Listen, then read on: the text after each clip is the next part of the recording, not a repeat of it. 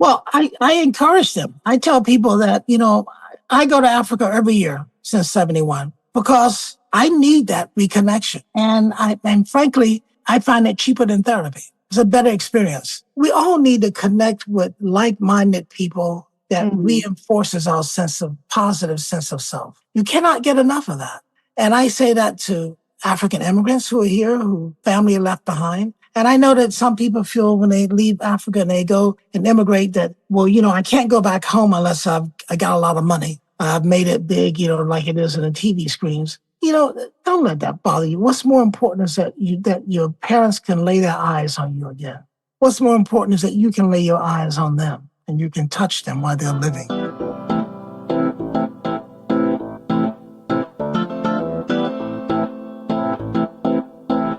Born and raised in the motherland, chasing a better life, story of an immigrant. Concrete pastures. Concrete pastures. Hello, family. You are listening to Concrete Pastures Podcast. I am Nancy Mulemwa-Sisi. Thank you so much for tuning in today. For anyone who is new on our platform, this is a space that allows myself and others to share our stories as we deconstruct the world's view of an immigrant status. We unlock the joys, the laughs, and the bravery that being a dreamer brings. So subscribe, like, share, and stay a while as we dive into today's episode. Our guest today is an artist, an author, and he's also known for his legendary photography with the New York Times. With his camera, Mr. Chester Higgins wrestles with issues of memory, place, and identity. He sees his life as a narrative and his photography as its expression. His art gives visual voice to his personal and collective memories. It is inside ordinary moments where he finds windows into larger meaning. Light, perspective, and points in time are the pivotal elements he uses to reveal an interior presence within its subjects as he searches for what he identifies as the signature of the spirit. The work of Chester Higgins challenges us to see the full breadth of our humanity. Through his portraits and studies, traditional ceremonies and the monuments and the ruins of ancient civilization, viewers gain a rare insight into culture, behavior, and a window of another place in time. Welcome, sir. How are you? Thank you very much. Thank you. I'm so honored to be here. Thank you very much. The honor is all mine. And seeing you this morning, guys, I had to see him this morning. We both live in Brooklyn. It's such an honor. Oh my God, I'm excited. I like to start from the beginning. I've read a little bit of The Echo of the Spirit. Wow. And I've dived into Sacred Nile a little bit. But before we get into our stories, I would like to know how it all began in terms of what got you on this path of spirituality. And also, how was your growing up? You are from the US of A, but you've traveled all over the world, especially Africa. Yes. Well, what got me on this path of spirituality, I didn't realize it at the moment, but at 9 years old, I had a near-death experience. And in that experience, I was levitating, and my parents and grandparents were getting smaller. And my mother, she kept rubbing my hands furiously, and it must have worked because I came back, and they came to my bedside because in the middle of the night I screamed, and I screamed because something woke me up. It was not the sound in the air, but it was something in my head. And I opened my eyes and I saw this big white circle on the wall across from me, from my bed. And in the middle of that circle opened up, and it was a black man who was standing like in a meditative position with wearing what looks like toga or cloth. And gradually he lifted his hands and he opened his eyes, and I felt crackle, but I didn't feel it was ominous. I didn't really know. I'm 9 years old. I don't know if this is the reality here in this place, How do I know? And then, but then it started moving towards me, and it said that he came from me. And I didn't like that. I didn't like the sound of that. I didn't know much about spirituality or religion, but with a little that I know from my parents forcing me to go to church all the time, is that there was this angel of death. And I screamed because that moment I was frightened of the unknown, and I was slightly offended.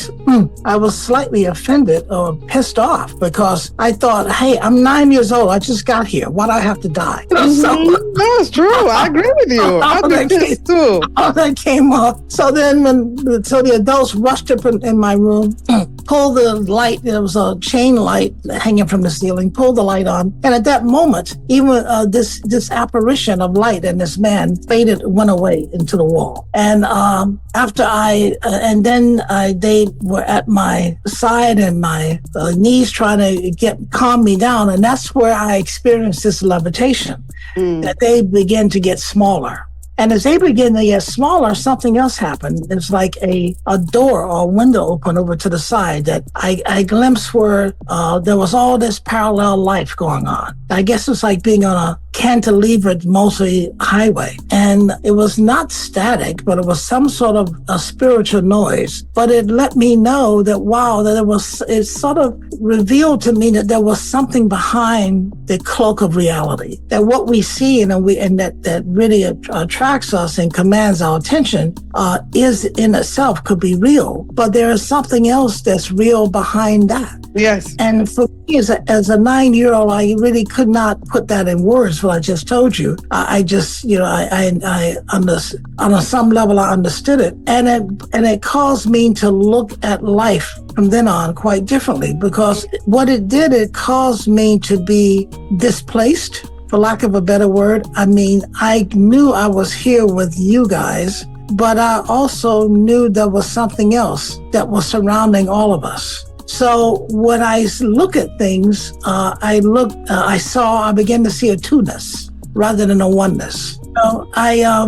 But for everybody, for most people, those two-ness collapse into what we call the oneness. Yes. But my experience separated it. And I then became a minister because my grandfather thought this must be a call to the ministry. Right? And because it was an apparition with the spirit, and it was as people say, it was a private call. It wasn't a party call. And so the next day he put a Bible in my hand, and I started reading it. Never was interested before, and I just and the Bible started coming alive in my hands, and I sort of took to the Bible away, I guess, fish to water. And I continued this until I left for college. And then at college, I walked away from it for a few reasons. One, my grandfather, the hero of my life, passed away. And other men in the church really never measured up to his sense of ethics and dignity. And I became disillusioned with how people of the church are very selective about what they decide is for them, and the hypocrisy of it all. So I walked away, and then when I went to college, I didn't. And another reason is that as a child minister, people treated me as an adult, which meant that my relationships deepened and broadened with older people. Even though I still had relationships with my peers, it changed. I mean, my peer group was not the group that no longer did they expect me to hang out and curse with them and do all kinds of mischief. But I didn't learn until, maybe 15 years after college from therapy that one of the things that I had unconsciously had problems with is that because of the ministry, I missed out on my teenagehood. I missed out on a lot of the things that, kids grow up doing, because I had been snatched out of this young experience to a much older experience, which I felt comfortable at the time. I didn't have problems with it. And it wasn't until I grew older that I felt that, and it's not something I can replace, but I became to realize why I walked away, because I wanted to be treated as a normal person. I didn't want no longer to be given this vaulted position of respect and whatever that comes along with being a man of the cloth. And also, people don't show themselves completely if you're a man of the cloth, and I wanted to be able to experience it and see it all, because I was also seeing it with this two-ness. and to see and appreciate and accept. I mean, I was not there trying to tell people what they should be doing. I was never there to judge people, but I had this gift that had been given to me that allowed me to see both sides of things and to see that, appreciate that we're all creatures of the great Creator, and we're all trying to do our best getting through here. Some people, we all hit snags, and we all handle those snags different people handle those snags differently. Life is, no matter what you do, we have our ups and downs, and those I've learned are just part of seasoning. Some people run into salt, some people run into peppers, but it's a seasoning process. It doesn't, who we are and what we experience today does not mean that we'll be that same person next week, next month, or next year.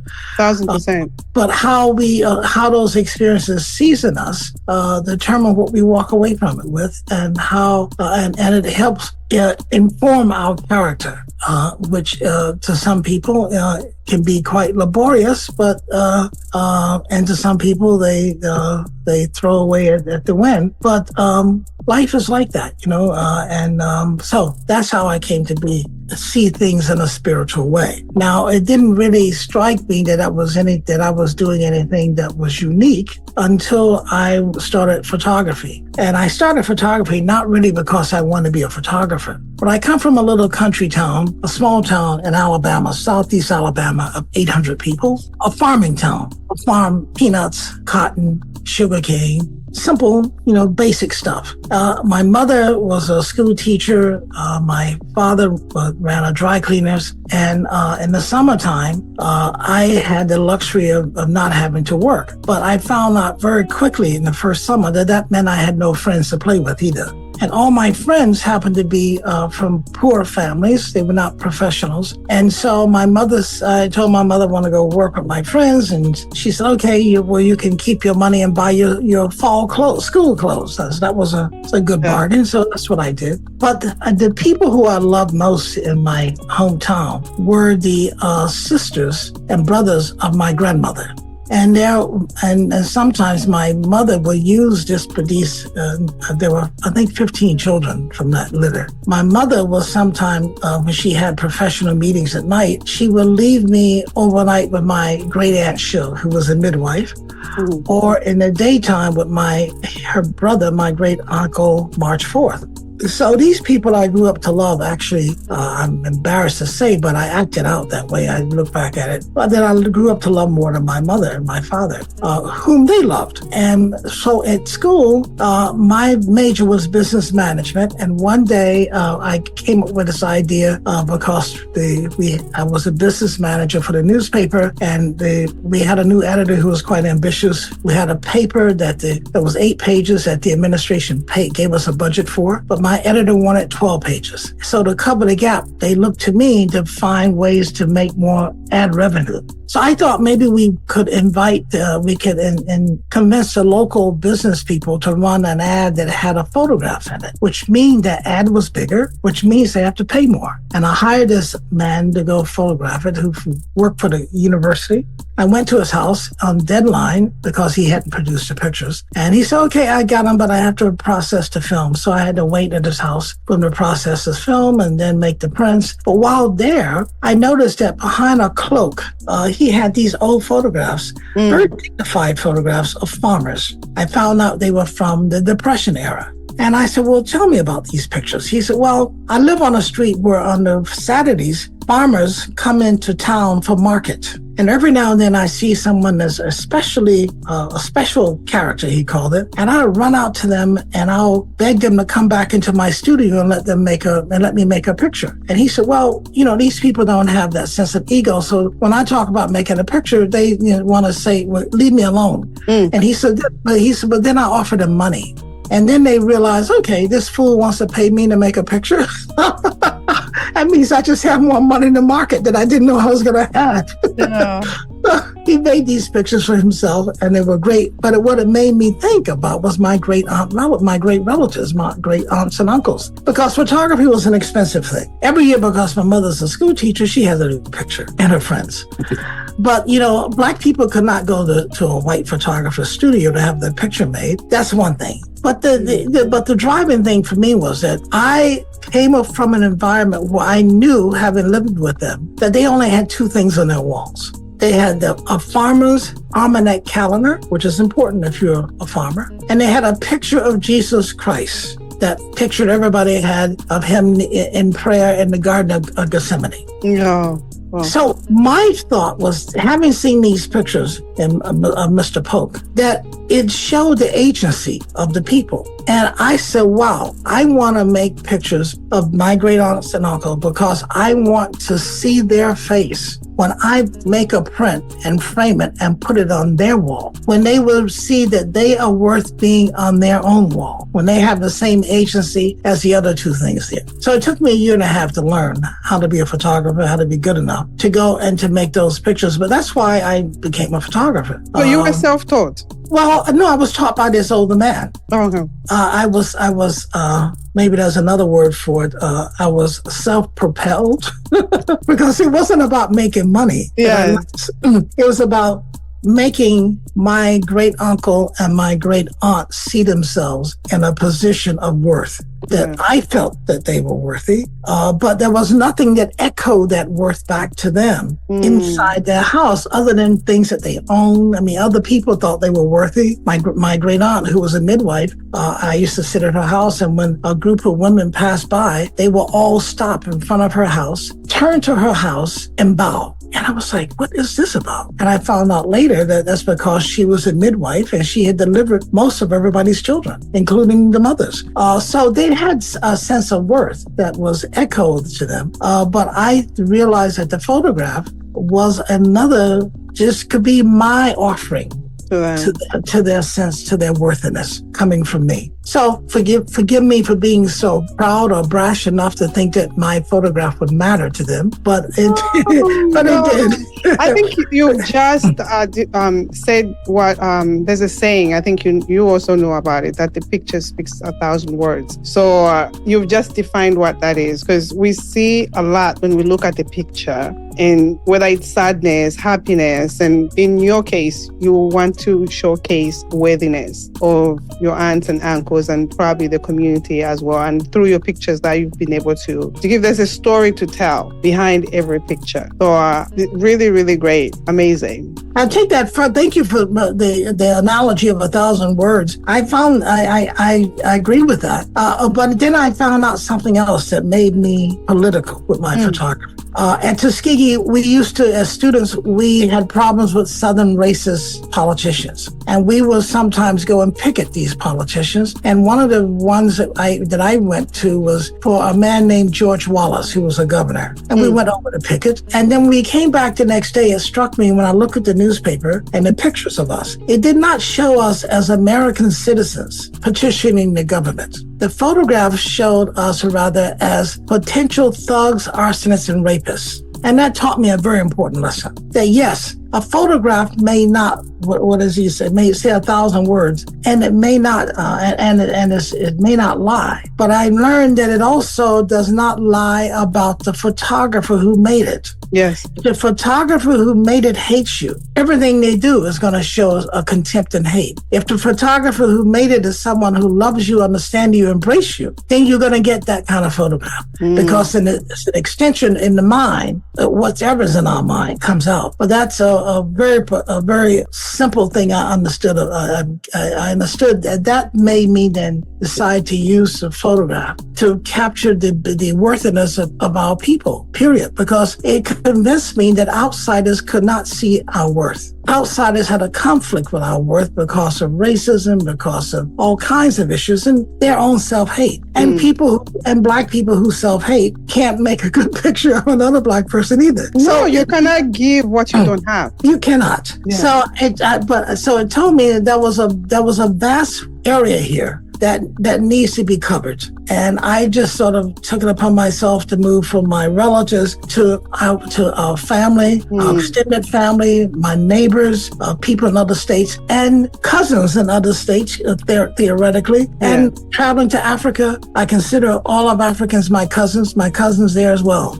Wow. I'm going all over my brain on which question to ask, but I'll start on here. Could you explain to us what, I guess, in more depth as to what you mean with the signature of spirit, on how you actively search for it in your work? Signature of the spirit. See, because of that near-death experience, I understood that everything, that the spirit, there's two things. The spirit is in charge, and we exist at the pleasure of the spirit. Now, our egos tell us a whole lot of other stuff, but our egos did not make us be born here. And our ego will not make us have the final marriage with eternity, which is death. It's the spirit. So the spirit gave you the marriage of being in a particular time and place that's limited, it's time limited, and it will allow you to go through it, and it will feed you what you need. It will give you, your will requires certain things. It requires a certain kind of a support. I mean, we as humans have a very long teething period, but we have a very long period where we have to be taken care of as a baby and what have you, else, we'll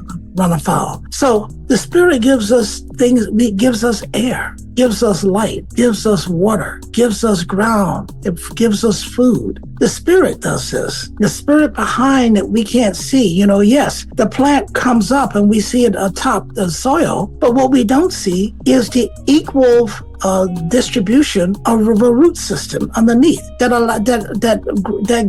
works in the dark, that must go through the dirt to find the nutrients to make the top that's in the light appear. It's the spirit. So I'm saying that because of my near-death experience, I realized that opening taught me that there is a whole lot more going on than what we see. In fact, so when I go and I photograph, to me, what is obvious is a starting point. But most people stop at the starting point. But the starting point of what is obvious is for me then to work down the layers. And actually, I've discovered for myself that the way to really see this thing that's happening is to track and look at the ceremony of a moment and track the moment as it begins to turn, because each moment turns into another moment.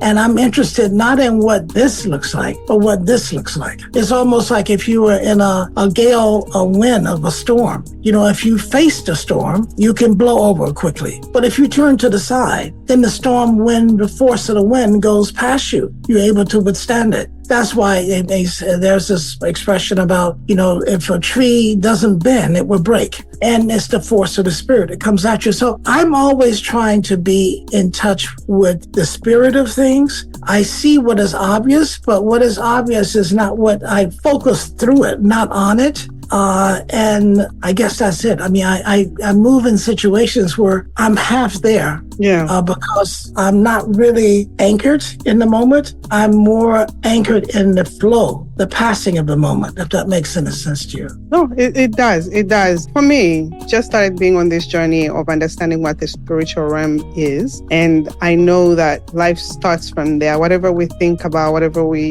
when things become to be, it starts from the spiritual realm. So for anybody who doesn't know, please just read the books. The books are here. And also study your Bible. and spirituality is a personal experience that each of us have with the universe. Religion is a taught experience. But spirituality is what is the foundation of it all. 1,000%. I agree with that. You've traveled through Africa, specifically Ghana, Somalia, Egypt. Correct me if I'm wrong. Well, yes. And my first travel was in 1971 to Senegal. Yes. And then I lived in the summer of 1972, 1973 in Ghana. And then I traveled to Nigeria, Cameroon, and Namibia on the east side, on the west side, and then Mali, Niger, and then on the east coast, Egypt, Sudan, Ethiopia, Kenya, Tanzania, Uganda. You just skipped my country. You just like, let me just skip Zambia. I skipped Zambia. Oh my God! you had a president there. Well, Kenneth Kaunda. That's who everybody knows. Anytime you talk about Zambia, they'll talk about Kenneth Kaunda. KK. We talk about football. KK, yes. If we talk about football, which is soccer, everybody will talk about Kalusha Bwalia. Everybody. Yeah. and you guys wasn't an air accident that you guys lost your... Yes. That was from, I believe from Gabon, if I remember correctly. Oh, yeah. I was very young when that happened, yeah. Everybody, it was sad. Oh my God, it was so sad. I was so young, but I could feel, you could feel the emotion in the whole country. Yep. Everybody was glued to the radios at the time. Not everybody could afford TV, but for a lot of us that lived in rural areas, it was, you were glued and you could hear the adults talk about it, how sad it was. It was the whole team. Yeah. Separation by death is so final and it tears our hearts apart. Definitely.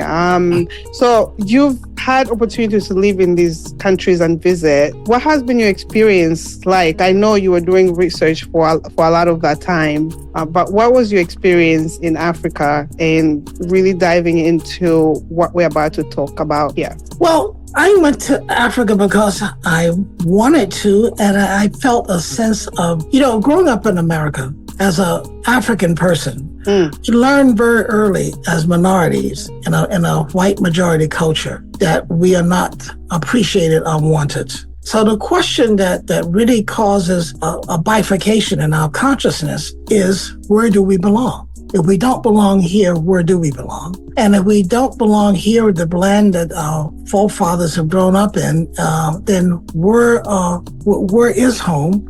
And why can't I feel safe here? I think that's something that sort of nags at the consciousness of a Black person who lives here. And Black people who live here are very confused by this because they don't realize that they're stuck in a white projective television show. They somehow want to be Americans because that's the tradition they've grown out of, in spite of the fact that Americans don't want them to be Americans. And the white Americans have convinced them to hate themselves. So they grow up then denying the possibility that they could be African. They somehow have this delusional illusion that, maybe they just vapor just, happen to, just spawn here, which is not the case. It speaks to the sadness of the mind being marooned in a reality that is unhealthy for it, but is not able to call out the agent of unhealthiness. Now, I say to my African friends who come here, whether they come from any countries that I've been to, when they get here and we talk, and I after a few weeks, I look at them and I say, well, I bet you didn't know you were Black until you got here, did you? Yeah. And they look like, wow, I had no idea until I got here. And someone reminded me, this is your color. Right. No, that is true. That is true. So especially all my ambassador friends and stuff, I love having that conversation with them. Because all of these people are accomplished people in their societies, and they come here and then they get reduced to the lowest common denominator, which is what racism does. So the fight is always against, in my mind, pushing back against that image of the lowest common denominator. Yes, Black people can have fun just like, poor white people can. But does that mean that you only see pictures of poor white people? No. So don't just show me and castigate me about behavior that lower class values that Black people have and try to paint that as my normality when it is not. So in my photography, I try to advance the cause of what I say in the image of the Black person, of the African person, in white people or anybody, because across the globe it's okay to hate Black folks. What's absent in all of them are three issues. They don't see our decency, they refuse to see our dignity, and they refuse to see and appreciate our moral character. So those are the three things that I try to make sure that are in my photographs.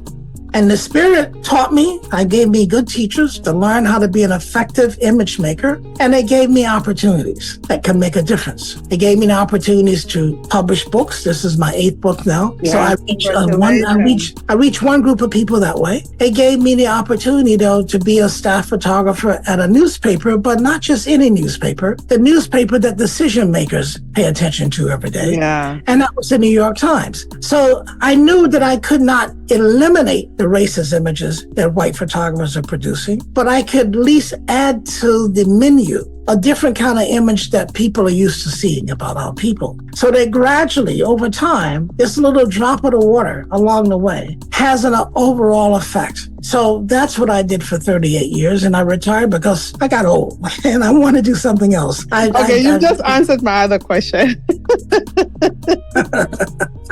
So I have these long-term projects, always about, the reconstitution of the decency, dignity, and moral character of our people. When I go to Africa, I go to just hang out and just be and make friends, make relationships. Sometimes I hike. I go in the beginning in Ghana. I would just take a trotro and I would just go village to village. And if it felt like this is a village I should stop at, I'd get off and I'll stay.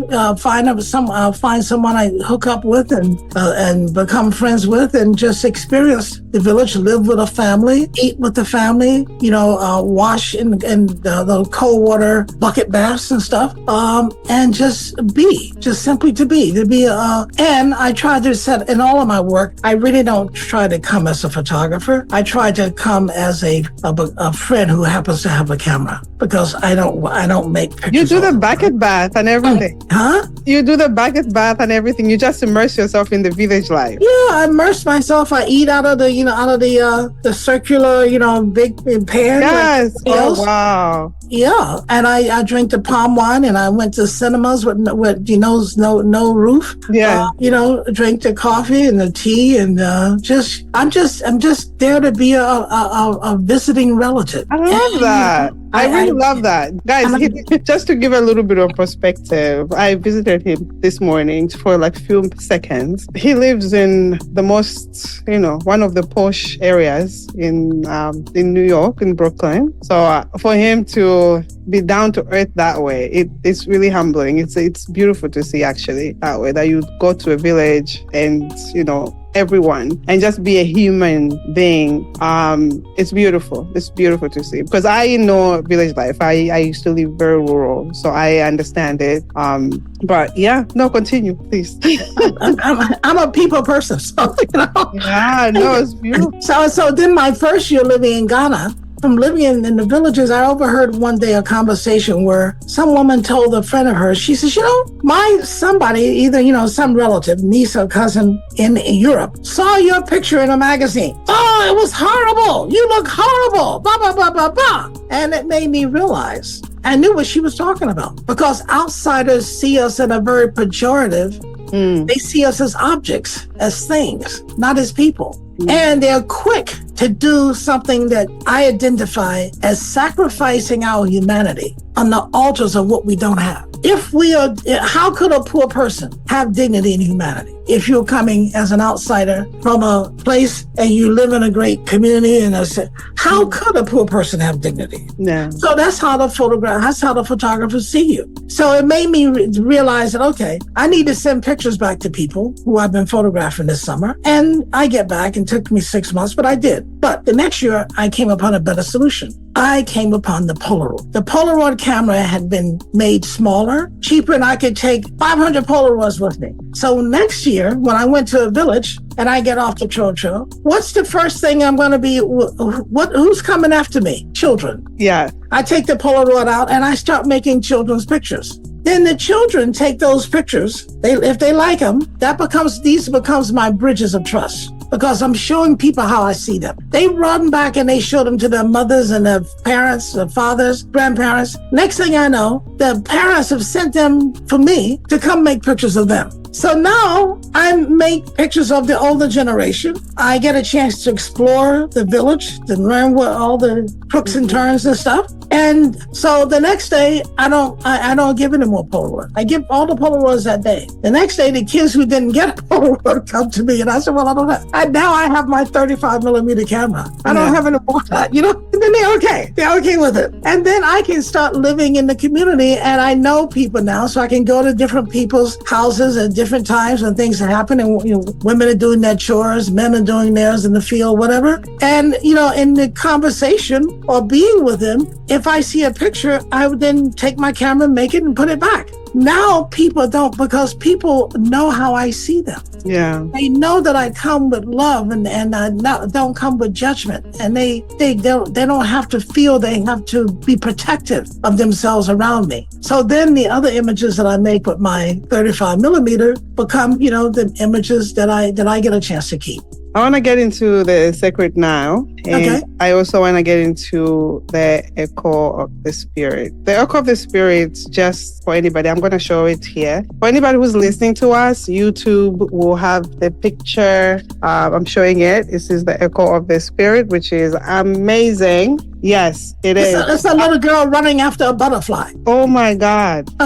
Listen, I love books that have pictures and I can see what the story is about. There's so much, like we said again, a picture speaks a million words. And I'm even looking at this girl. I had a different imagination looking at this girl. I'm thinking she's playing, it's outside. She reminds me of myself when I was young because I played almost in the same type of thing in the grass, a lot of running around, not dressed as well. So she brought my childhood to me. And somebody also look at this and think of something else for themselves. So for me, I can relate to this young girl that's on the cover. But this is your journey as a photographer. And it's beautiful. It's beautiful. You took all of these pictures? Oh, please forgive me. Yes, I don't show other people's pictures. And I'm like, this is a lot of work. It's many years. I mean, I know that you, I understand you work for the New York Times, but these are personal through your own journey that you collected and put into a story, which is, I think is brilliant. Thank you. That you did this. So what inspired you to finally do your, I guess, autobiography, I would say? Memoir? Your memoir? There was this woman who was an editor who approached me and says, because I think at the time I had done maybe, I did Black Woman was first book, Drums of Life on Men. Then some time ago, and then Feeling the Spirit. And then this woman came to me after I'd done 4 books and says, we want to tell your story. So we talked about it, and the book is broken up in 2 portions because the first half is what I call my domestic life in the States, and the second half is my traveling around Africa and across the Atlantic Ocean, the Caribbean, what have you. Yes, Brazil, Haiti. Yes. Because, my whole thing that pushed me was, where do I belong? Well, then where I belong is where my people are. So where are my people? And let me go find this kaleidoscope of my people. We in the Western world, we were all dropped off after we were captured into the prison of slavery. We were all dropped off into different prisons along the eastern seaboard of the Americas. So in this instance, I'm trying to touch ground with where our people were dropped off, and I'm trying to it's kind of like a mummy that's been decapitated. I'm trying to pull all these pieces back together. Looking for the fragments of myself and pulling together so I can find a sense of wholeness. And that's what my work has been about, and that's what this memoir is about. There's so many people that feel displaced, especially here among our African Americans. And there's a lot now of people traveling back to Africa to go back to different countries, especially like Ghana, Senegal for some, Nigeria, all the different areas where slavery was touched. And it's great that you're actually sharing your own journey. And there's a lot of people, I'm positive, that are going to relate to your story. and probably find some light in what you went through, and maybe they can find closure for themselves as to, your own journey, because not everybody can afford to travel, but they still feel that they don't belong. There's a lot of people, and I've heard so many stories, and this is why when I was reading a little bit of book, I was like, wow, there's so many people who feel the way he feels.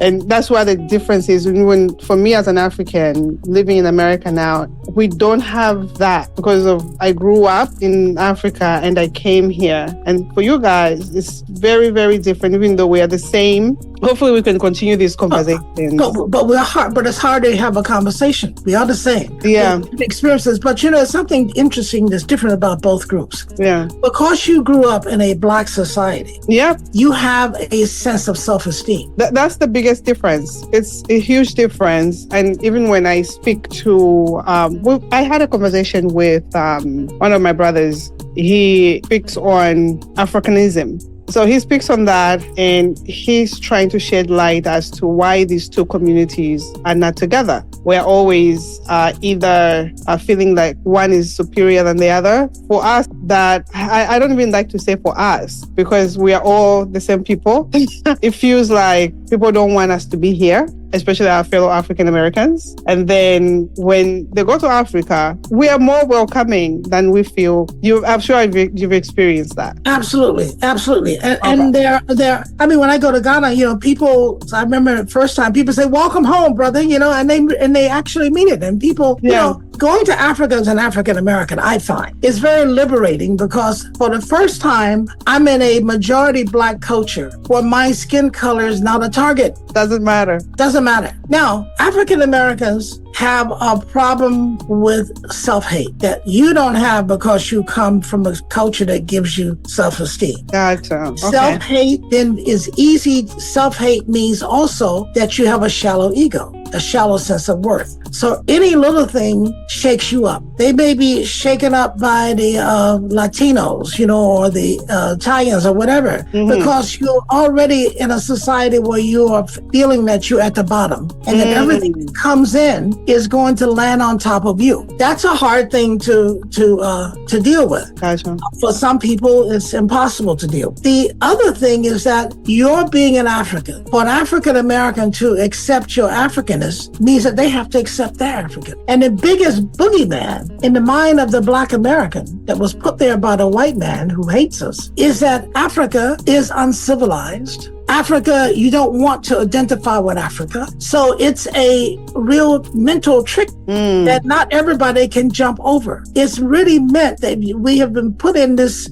psychological box, this psychological warfare, and it lingers very strong. There are pockets in this history, and I mentioned in that book on Echo, in the very end, where people would rather fight you than identify with their Blackness or their Africanness.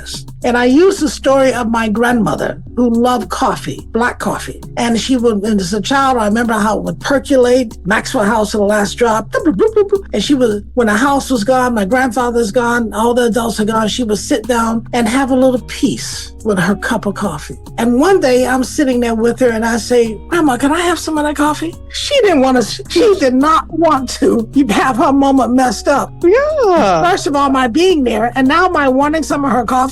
So she looks at me. She thought she was going to convince me not to pursue this anymore. She looks at me. She said, finally she says, coffee make you Black. The unconscious thing, you don't want to be Black. You don't want to be African. Yeah. So wow. I pipe up back and I says, that's okay with me. I enjoy being Black. But I knew what she was talking about, that there are Black people that's why in this society, you have so much of the intermarriage to lighten the race. That's why you have the beginning of skin lighteners to lighten the race so that the white person will feel less offensive by your presence. It's all about how to make the white person comfortable. You could be uncomfortable, but you have to go through hoops to make them comfortable. Yeah. So my declaration to my grandma says, look, hey, I'm happy with being Black. I want the coffee. At that point, she then moved her body up, got from the table, and she went and she gave me my first cup of Black coffee, and we slurped Black coffee together. And that was a bond. Yeah. Because the coffee represented not just her sense of peace, and I wanted to be a part of that, but she made it represent a sense of emotional comfortability with my Blackness. What motivated you? I'm sure you've shared it in the bits and pieces in here in the packets of your story as to why you decided to write Sacred of the Nile. Now, Sacred Nile comes out in 1972 when I was in Ghana. I heard about the Organization of African Guys, this is beautiful. Oh my goodness. Thank you. I can't get over the pictures in this book. I encourage everybody, what I'm looking at, guys, for anybody who's listening, these are the pyramids of Egypt, which I'm yet to go see. Actually, Egypt has pyramids, but these are the pyramids of their southern neighbor, Sudan. Sudan has. Do you know? I was questioning. I'm like, wait, Sudan does have pyramids? In fact, so you would be surprised to know that not only the Sudanese pyramids as beautiful as you just saw, but Egypt has almost 100 pyramids. Sudan has more than 200. They are, and there's a difference. Egyptian pyramids, the tallest is 35 stories high. In Sudan? No, in Egypt. The Sudanese pyramids, the tallest is about 15 stories. But the Egyptian pyramid, 35 stories, was the tallest thing on the planet until the Eiffel Tower was built. That's the tallest thing on the planet. That's amazing. Let me just before I even answer our question. So the Sacred Nile is photo of history book that uncovers the African influence on philosophy, spirituality, and religion before Genesis and slavery. This caught my eyes. This book examines our fundamental history and sheds light on the missing and buried links on our glorious imagination. In our miseducated Black people have been told everybody's history except their own. This one got me. I was like, wow. I mean, there's spirituality in this book. There is religion. And the fact that you say Genesis and slavery, before Genesis and slavery, please explain. Explain. Okay. Genesis, the book of Genesis, is a book about creation. Yes. Now we can date the Old Testament to 500 BCE as oral history before it became written. That's good. Now, I take you to a place in this book that predates that. I take you to the tomb walls under the pyramid of King Unas. Was a holy man. All the kings were holy. Pharaoh is not an Egyptian term. It's a Hebrew term. It's not an Egyptian term. But that and other things lead me to believe that the whole Old Testament references to Genesis, to Egypt, never existed. But I'll tell you how. But let me first tell you about why this Genesis story is important. The Genesis story that we read is a copy from the Egyptian. The original of that story has been chiseled on the walls of the temples, most of them destroyed. Thank God, with archaeologists, Egyptologists found 3 tombs that had chiseled on the wall the creation story of the Egyptian. The creation story, but it also has something else. It has what became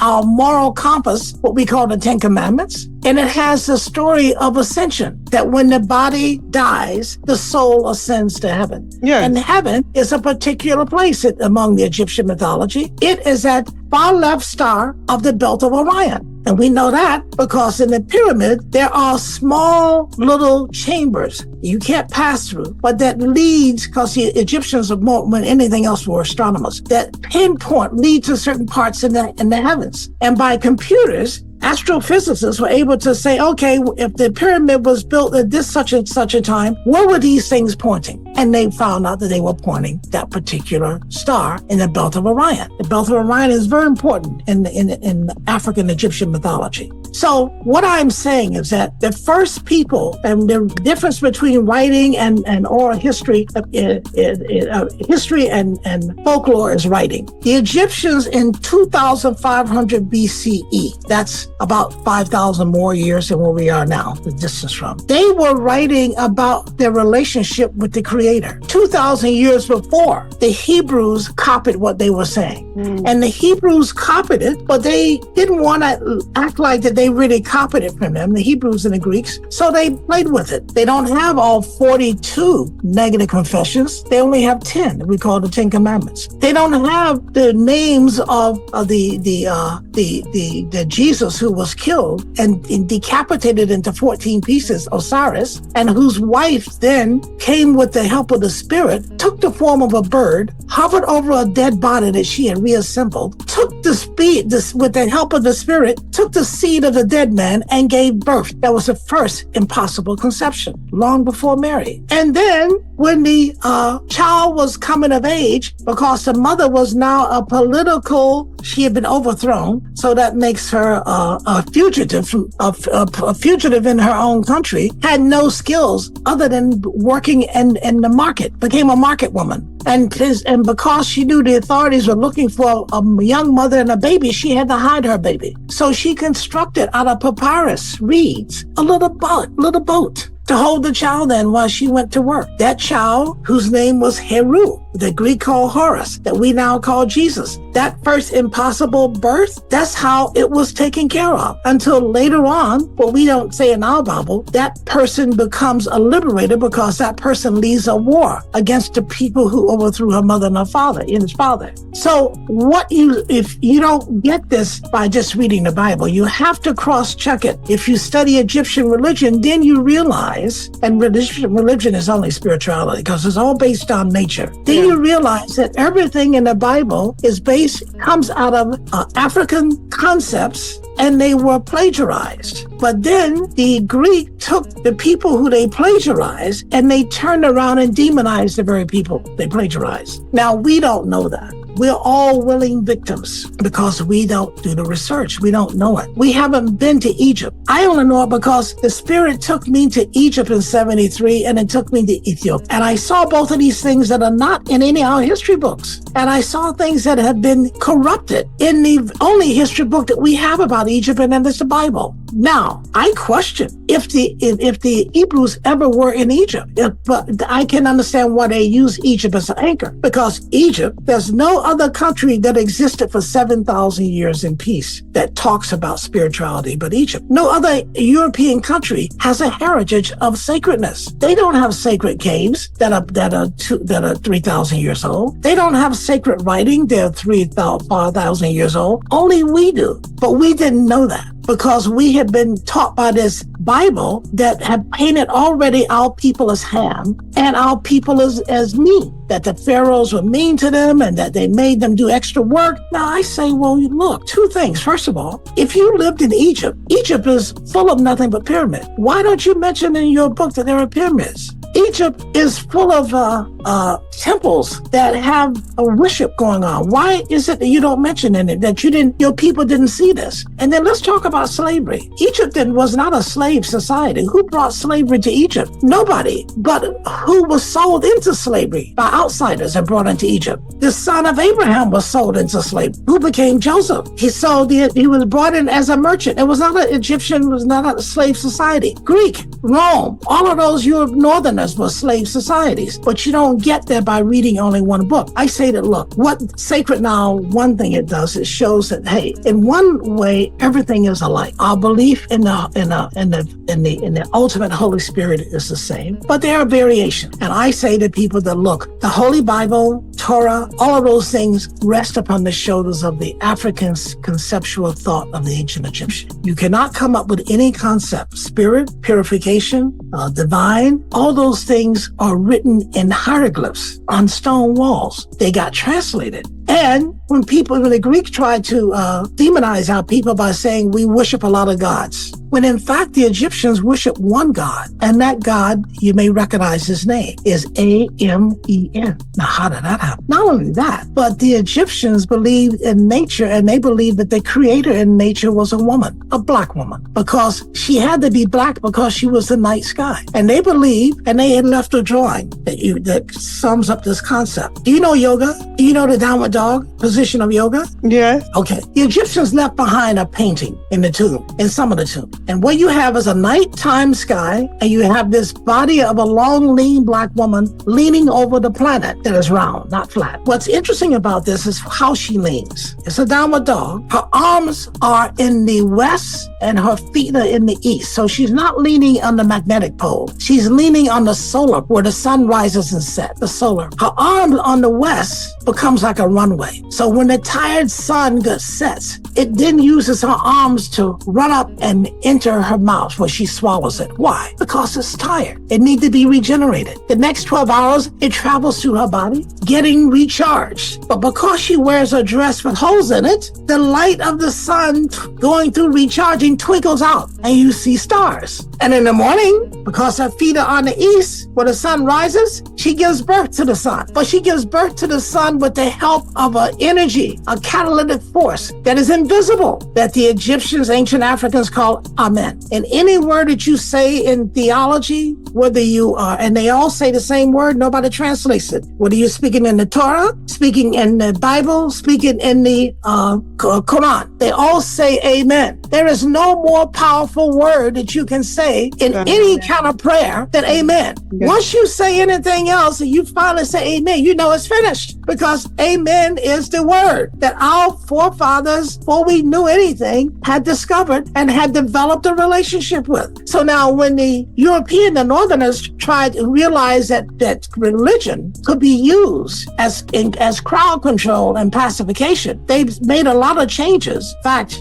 you got 52 passages that approve slavery, but they couldn't take sun out. Every day you worship the sun. So we get Sunday, and they couldn't take Amen out. So they sprinkled it. But since we don't know what the original is, we are moved by it, but we don't know why. Because it's in our ancestors realized it was in our DNA. It's in our connection, our personal connection with the universe. Our people were spiritual scientists. No, it's interesting. It's very interesting. When I was looking and just listening to what you were saying, even on one interview that you did, just a little piece, the Sunday that you just mentioned, it's the second time I'm hearing it, not from you, but from another show that I was watching. It could be. How it came from Egypt. Yeah, no, and how it came from Egypt as well as the Sunday. And they were going through all of the days of the week, actually. But Sunday, you mentioning it just gave me that moment as to, oh, wow. How long did it take to do all of this research? Well, this is 50 years of research, 5 decades. Oh. I did not know how long it was going to take when I set off on this path. And I did not know, yes, the Temple of Luxor. You've probably heard of King Tut. That's his grandfather's temple to the sun. And we have a Nubia here. Another one is a wall on the temple in Nubia, and you see the etchings of the queen. The biggest woman, the biggest figure on the wall is a queen. And the queens, and you had more queens in Nubia than you had in Egypt, and they had a special name. They were called Kandakis. So you may remember in the biblical story, they talked about Candace, Queen of Sheba. Well, it shows here you had a problem with translation. It's corruption. Instead of Candace, Kandace, they said Kandaki. They did the C, but it's from the word Kandaki. So to me, it sounds like, and correct me if I'm wrong, you were on a spiritual journey. There's a lot of people that are still on a spiritual journey. I'm one of them. What do you see is a common theme in all of these different religions? I mean, we didn't even discuss the rituals. You have pictures of rituals. You showcase your work in different ways. What do you see is a common theme, I guess, in spirituality or seeing through the spirit itself? I think the spiritual people are fighting the whole issue of being controlled. Religion has many different benefits to it, as social communication, what have you, celebratory events. But fundamentally, religion is about walling some people in and walling some people out. That's how we get all these wars, religious wars. Somebody, you're not allowed in my space, or I'm not allowed in your space. Very quickly, these walls go up. And I think spiritualist people, I'm one of them, who feel I don't want to be walled in or out from anything that the Spirit has created. I don't want to be part of a God that's bigoted, who says some people are worthy and some people are not. Obviously, the Spirit has decided we are worthy. That's how we got here. The Spirit has decided that we all have access to oxygen to breathe. The Spirit has decided we all have access to water to drink. So I don't feel the need. I feel confined if I'm just in a religion. A religion has its purposes, but I think for spiritual people, it's just too confining because you're saying you can only be in my neighborhood and nobody else's, and that's not realistic. You can, and then something unrealistic. You have to then go through all kinds of hoops to make it a reality, and you're always making this fantasy. You're always propping up this fantasy that you feel you need to make a reality because it feeds into, because you've invested a lot in how you think it says about you. So I think spiritual people are just trying to deal with the fact that you can have a spiritual relationship, each of us do, with the universe, whether we're aware of it or not. We each have a relationship with the universe, but religion is about controlling, and it's something you have to know. You have to be taught. Whereas spirituality, you don't have to be taught it. You just have to be. We all know what's right and wrong before we are taught it in a church issue. We all know, and that's fundamental. That's what moral compass is all about.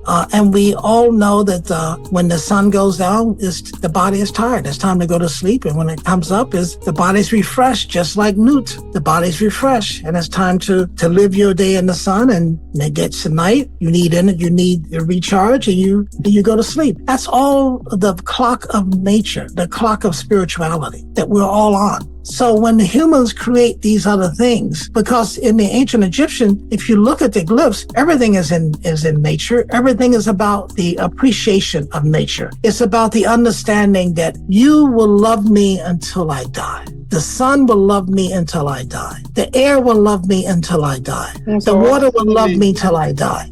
So I am only saying, I'm reflecting that. I will love you until I die. I will love nature until I die. I will love the sun until I die. I will love water and protect it until I die. I will love air and protect it until I die. So that's not that I gotta worship in my neighborhood that doesn't include your neighborhood, because spirituality, the universe, includes us all. So the fundamental differences in religion and spirituality is that there are walls. Neighborhood goes up, as opposed to understanding that we're all part of the same thing. Listen, I can talk to you forever, but I want to show you this, Children of the River. Again, guys, I'm showing through the book of Sacred Nile. So it's a beautiful book. You need to get it. I encourage anyone. The pictures are endless and tells a story.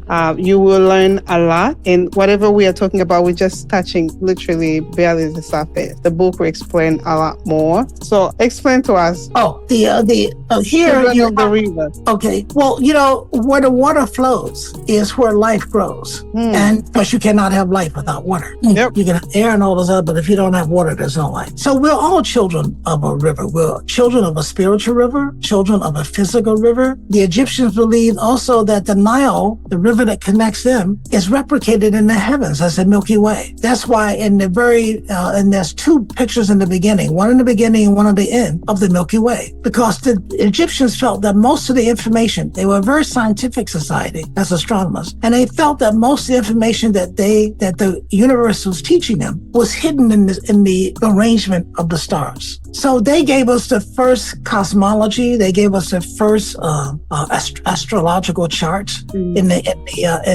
Paris, in the Museum of Louvre, you'll find the astrological chart is taken from the museum. The Temple of Time in Egypt. So we're all rivers of this endless cosmic river that is flowing and taking us. It becomes our superhighway to connect to each other as well as to support us. In the book, I show the river, the transit of the river, because the Nile is a very strange river. It's the only river that goes north. The Greeks thought maybe it came off of a snow snow-capped mountain like Kilimanjaro, but it didn't. No. What it does, it comes out of a 6,000 elevation in Ethiopia, in Lake Tana, that falls down the Nile Trench. And I make a map for this. I make all of this stuff so that you can see the evidence. The reader who looks at this book, you see the evidence of our divinity, you see the evidence of our history, you see where the environment that this is coming from. So the river drops up for 4,000 miles out of Ethiopia down to the Mediterranean. And along that river, it becomes a major highway for migration. The people follow it, and they bring out of Ethiopia, their belief system in nature, in the sky. And it comes and settles into Ethiopia, into Egypt. Then,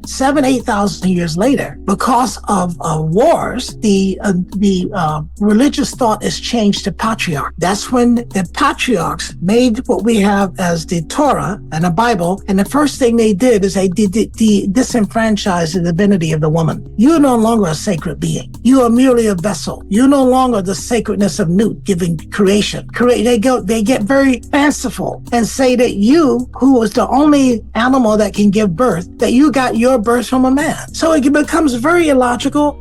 All the models who are the heroes become very logical. Abraham is not somebody you would support if you knew him in our life. It forces people to become delusional because it corrupts nature in the name of making man preeminent. It even kills nature and says that man is now in control of it. Man can't create air. Man can't make water. Man can't make mountains. But all of it is a corruption of reality and a corruption of the soul. You would never have a reason to think about this if you didn't know what came before and how it was prepared. And that's why I try to present this information, the physical evidence, so that you're not listening to me talk about something. You're not just reading something. I'm showing you the evidence. The evidence means also it exists today. You can take that picture and you can say, I'm going to Egypt and I want to go see this because I've told you where it is, and I've told you what the environment of what it comes out of in terms of thinking, and you can see for yourself. And you can say, yes, whoever you're talking to, take your friends with you. So all of you can see, look, our people were great. Our people did the greatest thing that even humanity now cannot escape, even though they corrupted it. Mm-hmm. But we need to know that the Northerners are not sacred people. We are sacred people. And the evidence is still there. And we can recover. We can recover once we know better. We can do better. We can recover from the corruption that we have been put upon us. I see. Do you believe in the heavens? Do I believe we exist in heaven? Yeah. The planet exists in the heaven. The planet floats in heaven. Yes, we are.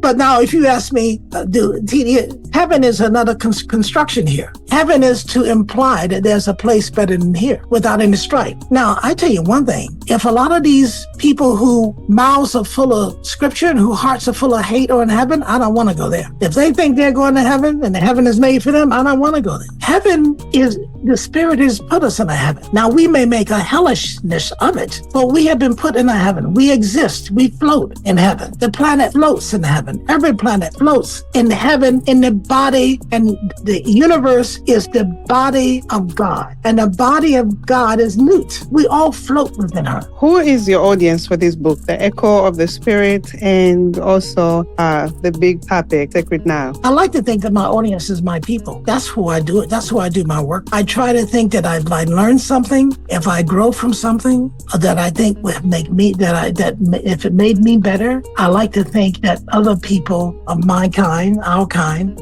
could learn and grow from it too. I'm only unearthing information about us that's been hidden and banned. So we are the community that stand to gain the most from the knowledge. Our oppressors don't gain from this knowledge. This is not their thing. Our oppressors are not going to show you a book of beautiful color pictures of Black folks and Black things that rivals the top of their Greek culture, whatever. They're not going to do that. They come to Africa to show you how bad off you are, how much you need them, how easy you can be made a fool of to exploit. They're not going to show you a sense of agency where you can, because you've done it before. You can build a society along science and spirituality that you can control the world again. See, European had a problem when he started enslavement. First of all, the only reason we have enslavement is because Europeans fight with each other all the time. It wasn't until the 1400s that the popes issued what's called the Document of Discovery. It says, look, okay, boys, stop fighting with each other. I'm going to do this. I'm going to say, give you a spiritual cover. You go out into the world, and every place you land, if they don't believe in Christ, you can conquer them. It's called the Document of Discovery. Look it up. Google it, please. Document of Discovery. It's a papal paper of the 1400s. That's what caused Europeans to leave Europe and stop fighting among themselves, and then go out into the world and fight everybody else. Document of Discovery. Papal, issued by the Pope. That's how the Crusades got started. The Document of Discovery saying, I don't care how you do it. You can kill any way you want. You can slaughter, whatever. I'm going to forgive you because this is your new mission. That was meant to keep the white folks from fighting each other, because their history was always fight, fight, fight. Look at Rome. Every week there's a new war. Look at Greece. Look at the history. Every month there's a new war. All the Northerners know how to do in their DNA is to self-destruct. So the people who everybody paid attention to did a very brilliant thing for them. It said, look over there, not at each other. Look over there. So and then in the context of that, how do we then make a Bible? Take the Bible with you. That the Bible became the missionary Bible. And in England, that Bible King James published it, and don't take my word for it. That Bible became what's called the slave Bible. Look it up, Google it. Where is the slave Bible? You'll find it coming out of King James, the King James edition, because that Bible it was meant to pacify the African people. They knew they were in touch with a spirituality they didn't understand, but the Greeks helped them form a structure that allowed that spirituality to become a political tool. So in this Bible, slave Bible, there are 52 references to saying slavery is okay. Do not transgress your slave master. Do not go against the one who's oppressing you. Now, what kind of Bible is this? It's supposed to be saving you and telling you and delivering you to the hellish of anything. And then, in colonial times and slavery time, the oppressor didn't give us the best food, didn't give us any income, didn't give us the best clothes. Now, why do we think naively that it would give us the best religion that they came into, but they had to corrupt it to give it to us? We don't think these things through. There's no reason for us to think these things through, because this is how it was been done. But I'm trying to show perspective. I'm just trying to show perspective that if you consider this and this, how does that make you now question this? Because you should question. We're not going to get it by being accepted. I'm not into believing as much as I'm into knowing. We have to do both. We cannot just believe. We also must know. So I'm trying to give us the perspective to balance that equation out. You were recently inducted in the Hall of Fame. Congratulations. Thank you. Thank you. Oh my God. I didn't know such a thing. How do you feel? How was that experience for your work? Well, I feel good to be inducted into the International Photographers Hall of Fame, because it recognizes the hard work that I've put into being a very powerful image maker. I've dedicated my life to being a very powerful image maker. And it recognizes the fact that I did it without only photographing my people.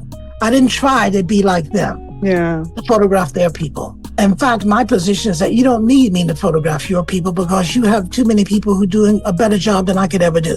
Stick with that. But what you don't do, and what needs to be done, is equal concentration, equal excellence on my people. And that's what I was inducted into the Hall of Fame for. That I consistently, 5.5 decades, produced strong images that shows that for the love of people of African descent. Beautiful. What advice do you have for anybody who feels displaced, aside from what you've been able to put in this book, Echo of the Spirit and also Sacred Nile? What advice would you give somebody who feels displaced and they feel like they need to go back to Africa and, find themselves in a way? Well, I encourage them. I tell people that, I go to Africa every year since 71 because I need that reconnection. And frankly, I find it cheaper than therapy. It's a better experience. I say we all need to connect with like-minded people that reinforces our positive sense of self. You cannot get enough of that. And I say that to African immigrants who are here, who family are left behind. And I know that some people feel when they leave Africa and they go and immigrate that, well, I can't go back home unless I got a lot of money. I've made it big, like it is in the TV screens. Don't let that bother you. What's more important is that your parents can lay their eyes on you again. What's more important is that you can lay your eyes on them and you can touch them while they're living. Everybody, we all are upwardly mobile ambition. It's okay. But just because you don't achieve it doesn't mean that you're a failure. It means that you still have work to do and you don't know what tomorrow and next year will bring. Take advantage of the opportunity to go and even talk to the people who will kid you. Oh, you came back, but you didn't come back with this. You said no, because what is richer than all of that is seeing you guys again, or seeing you girls again. Mm-hmm. I'm going to go back. I may not come back for that. I may not. That's my wish. But my wish does not make the world go around. But being here, loving you, and being with you does make the world go around. How can people grab these amazing books? Because this was so informative and we want to continue the conversation with you. Okay. How can people get a handle of this amazing book? Well, you can get The Echo of the Spirit is on Amazon.com. Both the books on Amazon.com. But we also sell only Sacred Nile has its own website that's sacrednile.com. So please, we'll love to fill your order. Sacrednile.com, we're selling it, I think, for $35. Same as on Amazon. I don't know what the price of Echo is, but it's probably in the 20s. No, it's really... And I must say that I'm glad you love Sacred Nile. I had to self-publish Sacred Nile. Not find any major publisher who published my other books would publish Sacred Nile. Because the story is too positive and it's too revealing of the deceit and corruption in the Old and New Testaments in the Quran. Not trying to, but if you look at the book, I make no judgment. I'm just presenting stuff. But I had to self-publish it. But the Spirit made that possible, and that's why we have such a beautiful book. Yeah. Now, sometimes you just have to step out on faith in yourself. Yeah, I agree. I mean, listen, it's informative. The conversation continues, guys. How can people reach out to you who have questions about what we've been able to discuss, a little bit of what we've been able to discuss? How can the people reach out to you? At my website, sacrednile.com, you can email me. I love emails. I love, to engage with people. Please let me know how you feel. I think you may have some reactions to this interview, but I think that you'll probably have more reactions once you see the book and get a chance to spend some time with it. But then please email me what you're feeling, and I'll be more than happy to talk it through with you. No, beautiful. This has been an honor and super duper informative. I've learned a lot sitting here. I've learned a lot actually even just going through the book. I encourage everybody, again, buy the book, support. You will learn a lot through his journey. We've just only touched a teeny bit of what his story is and the work that he's been able to do through the Sacred Nile as well. So please support and appreciate you for being here, for making time for us. This has been an honor. Thank you. Thank you so much. That's it on today's episode. It's truly an honor to serve each and every dreamer. Concrete Pastures now provides targeted services to dreamers coming to the US of A. We assist you to successfully integrate. We are here to support you as you write your new chapter. Kindly check out our services in the link tree. Until next time, keep dreaming.